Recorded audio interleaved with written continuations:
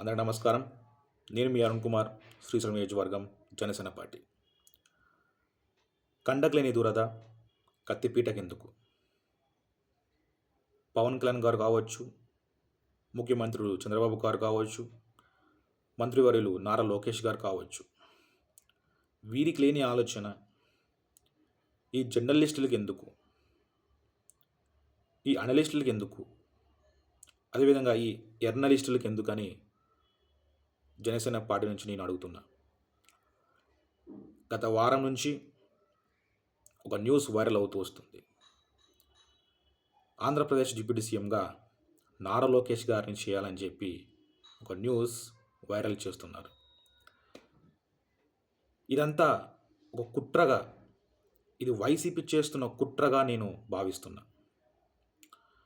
ఎందుకంటే గత 5 ఏళ్లలో వైసీపీ చేయలేని పనులు, వైసీపీ చేయలేని అభివృద్ధులు కేవలం కూటమి వచ్చిన 7 నెలల్లోనే చేస్తుందని చెప్పి ప్రజల్లో గట్టిగా కూటమి ఉండిపోయిందని చెప్పి వైసీపీకి కన్ను కుట్టింది. ఎందుకంటే వచ్చిన 7 నెలల్లోనే దాదాపు 4 లక్షల కోట్లు మన ఆంధ్ర రాష్ట్రానికి నిధులు తీసుకొచ్చారు ఈ కూటమి నాయకులు. మీరు చూస్తే రీసెంట్గా మోడీ గారే వచ్చి దాదాపు 2 లక్షల కోట్లతో పనులు ప్రారంభించారు. ఎన్టీపీసీ కావచ్చు, విశాఖ ఉక్కు ఆంధ్రుల హక్కు, విశాఖ ప్రైవేటీకరణ చేయకూడదని చెప్పి అప్పట్లో వైసీపీ కేవలం లెటర్లతోనే చేతులు దులుపుకోవడం జరిగింది. కానీ పవన్ కళ్యాణ్ గారు దీన్ని చాలా పటిష్టంగా తీసుకొని విశాఖ ఉక్కు ఆంధ్రుల హక్కు అని చెప్పి దాదాపు 11,000 కోట్లతో అది అభివృద్ధికి చేయడానికి మోడీ చేతుల మీదుగా నిధులు తీసుకురావడం జరిగింది. కూటమి కూడా మాట కూడా ఇవ్వడం జరిగింది, ఇది ప్రైవేటీకరణ జరగదు అని.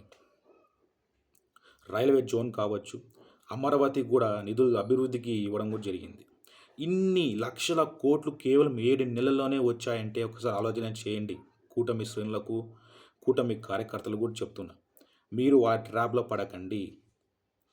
మనకు కావాల్సింది రాష్ట్ర ప్రయోజనాలు, రాష్ట్ర అభివృద్ధి, ప్రజలు కష్టాల నుంచి, నిరుద్యోగం నుంచి బయటపడి రాష్ట్రం సుభిక్షంగా, రాష్ట్రం చాలా అద్భుతంగా నడవడానికి కూటమి నాయకులు చాలా వరకు ప్రయత్నిస్తున్నారు. వాళ్ళు బాగానే ఉన్నారు. పవన్ కళ్యాణ్ గారు కావచ్చు, పురంధేశ్వరి గారు కావచ్చు, చంద్రబాబు గారు కావచ్చు, నారా లోకేష్ గారు కావచ్చు, వాళ్ళ పనులు వాళ్ళు చేసుకుంటూ వెళ్ళిపోతున్నారు. మనమంతరం ఒక కార్యకర్తలం, పార్టీ కింద మనం పనిచేసే నాయకులం కావచ్చు, మనకి ఎమోషన్స్ ఉంటాయి. ఆ ఎమోషన్ని క్యాష్ చేసుకొని ఈ వైసీపీ వాళ్ళు కుట్ర చేయబోతున్నారు. ఆ ట్రాప్లో పడకుండా కూటమి నాయకులు మనకి ఏదైతే దిశానిర్దేశం చేశారో దాన్ని పాటిస్తూ ముందుకెళ్ళిపోవడమే మనం చేయాల్సిన ముఖ్య పని.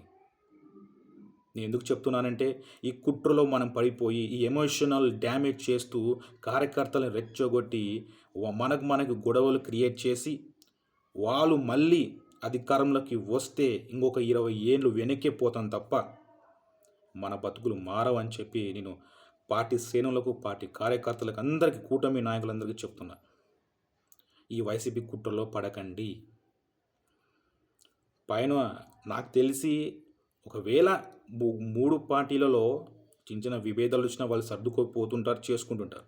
కేవలం మన ఇంట్లో కూడా 2-3 అన్నదమ్ములు ఉన్నా కూడా అందరూ ఒకేలా ఉండరు.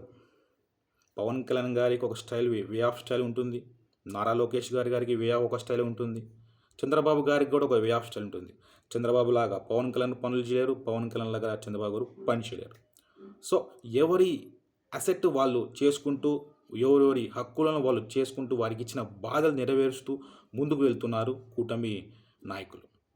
అదేవిధంగా మనం కూడా వాళ్ళకి సపోర్టివ్గా, ముఖ్యంగా రాష్ట్ర ప్రయోజనం అభివృద్ధి మీద కాన్సన్ట్రేషన్ చేసి పార్టీ బలోపేతాన్ని కూడా స్వయం కృషితో పని చేసుకుంటూ వెళ్ళిపోవాలి తప్ప వాళ్ళ ట్రాప్లో పడిపోయి మా నారా లోకేష్ గారిని డిప్యూటీ సీఎం చేయాలి, మా పవన్ కళ్యాణ్ గారి ముఖ్యమంత్రి చేయాలంటూ వాళ్ళ ట్రాప్లో పడిపోయి మనం కూడా వాళ్ళ సపోర్టివ్ చేస్తే కూటమి అనేది విచ్ఛిన్నమవుతుంది.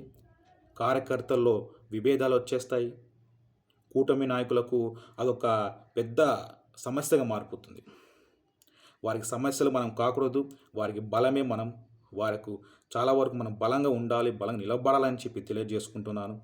అదేవిధంగా చివరిగా ఒకటి చెప్తున్నా, ఎవరు కూడా వైసీపీ ట్రాప్లో పడకండి.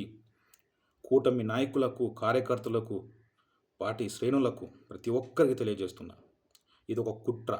ఇది ఇక్కడితో స్టాప్ చేసేసి మన పనులేంటి, నాయకులు మనకిచ్చిన దిశనిర్దేశం ఏంటి అని చెప్పి దాని మీద ఫోకస్ చేసుకుంటూ ఆయా పార్టీల బలోపేతానికి మీరు ముందుకు వెళ్ళాలని చెప్పి తెలియజేసుకుంటూ సెలవు తీసుకుంటున్నాను. Thank you.